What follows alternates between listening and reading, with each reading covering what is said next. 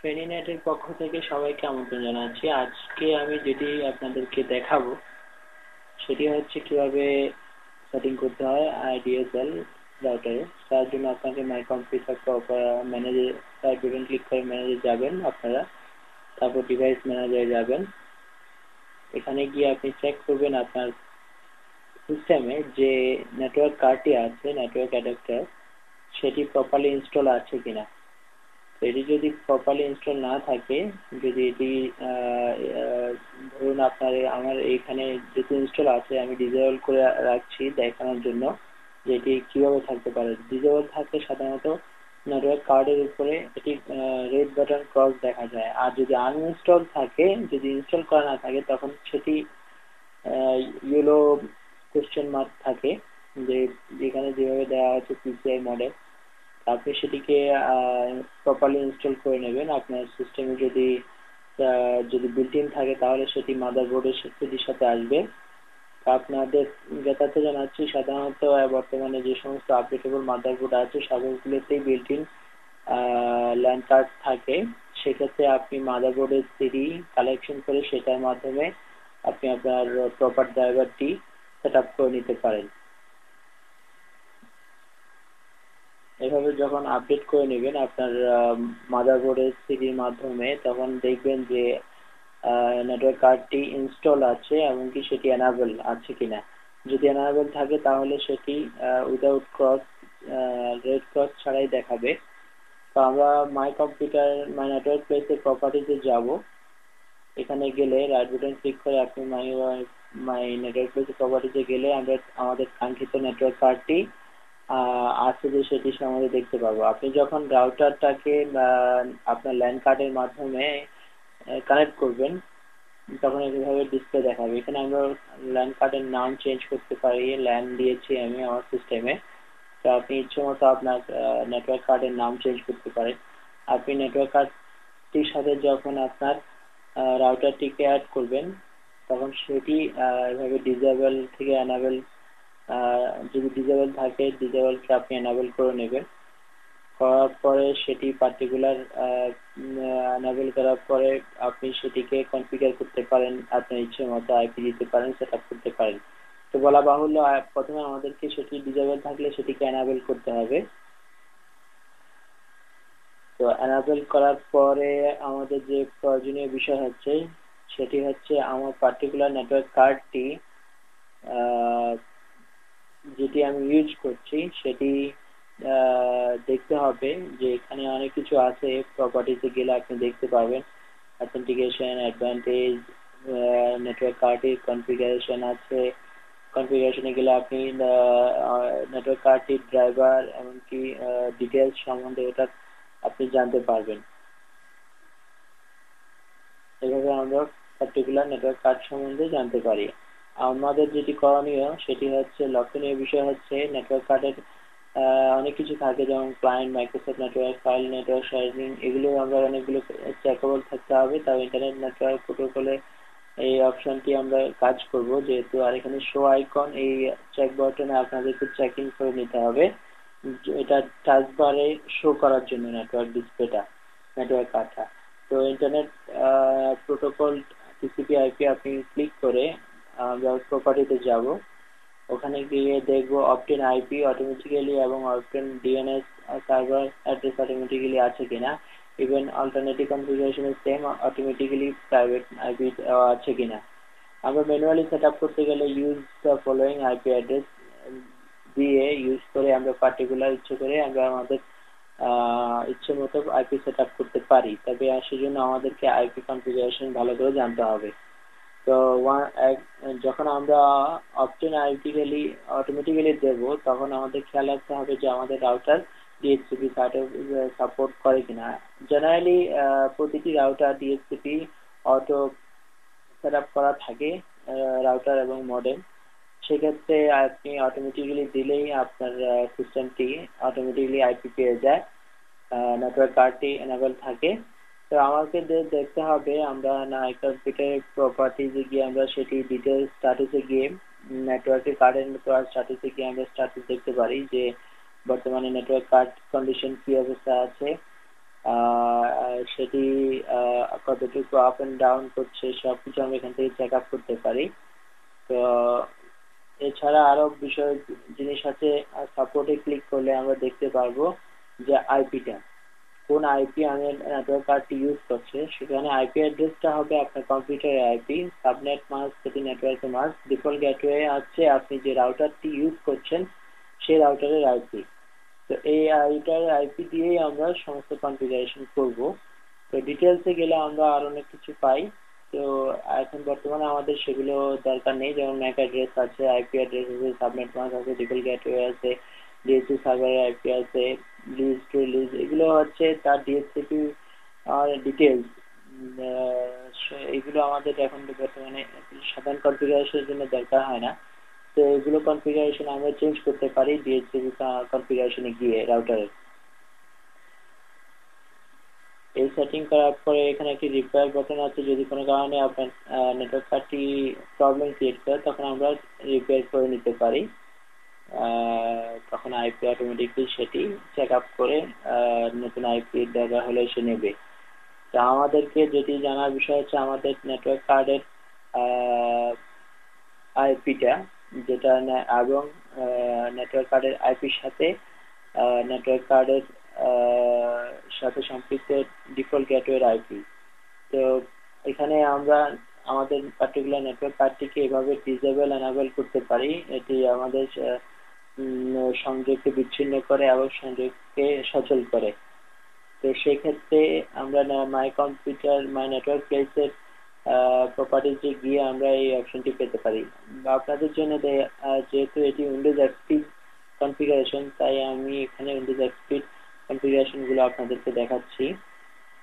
Windows 7 এর configuration একটু ভিন্ন, সেটি টোটালি ভিন্ন, সেটি আপনারা উইন্ডোজ 7 এর ভিডিও দেখতে বুঝতে পারবেন। আরেকটি জিনিস হচ্ছে ফায়ারওয়াল। ফায়ারওয়াল খুবই ইম্পর্টেন্ট একটা জিনিস। এটা যদি এনাবেল থাকে অনেক সময় আমরা পিং করতে পারি না। পিং যদি এনাবেল বা সিকিউরিটি ব্লক থাকে তখন পার্টিকুলার ডিভাইস অথবা পার্টিকুলার সিস্টেম আমরা পিং করতে পারি না। সেক্ষেত্রে আমাদেরকে কিছু চেকবক্স অন করতে হয়, যেমন ফাইল প্রিন্টার শেয়ারিং। এই জিনিসটা চেক ইন করলে আমরা পিং অ্যালাউ করে সিস্টেম, তাই আমরা পিং করতে পারি, কমিউনিকেশনের জন্য যে পিং এর দরকার হয় সেটি করতে পারি। তো আমরা এখান থেকেও সেটি সম্বন্ধে কনফিগারেশন গুলো সেটিং করে নিতে পারি। আর যদি কোনো কারণে রেজিস্টার ডিফল্ট করার দরকার হয় এখান থেকে আমরা রেজিস্টার ডিফল্ট করে সমস্ত সেটিংটাকে রেজিস্টার ডিফল্ট করে নিতে পারি।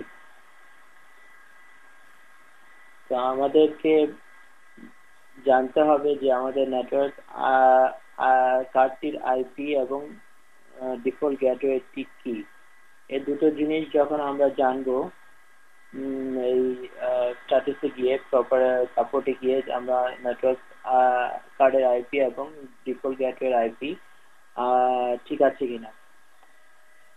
ডিফল্ট গেটওয়ে আইপিটি আমাদের গেটওয়ে মানে রাউটারের আইপি।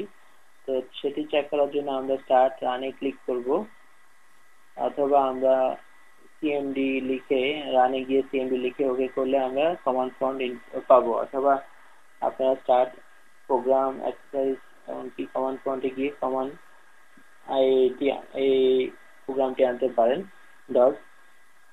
সেটার জন্য আমরা start program exercise command prompt, এখানে গিয়ে আমরা পার্টিকুলার কমান্ড প্রম্পট প্রপার্টি আনতে পারি।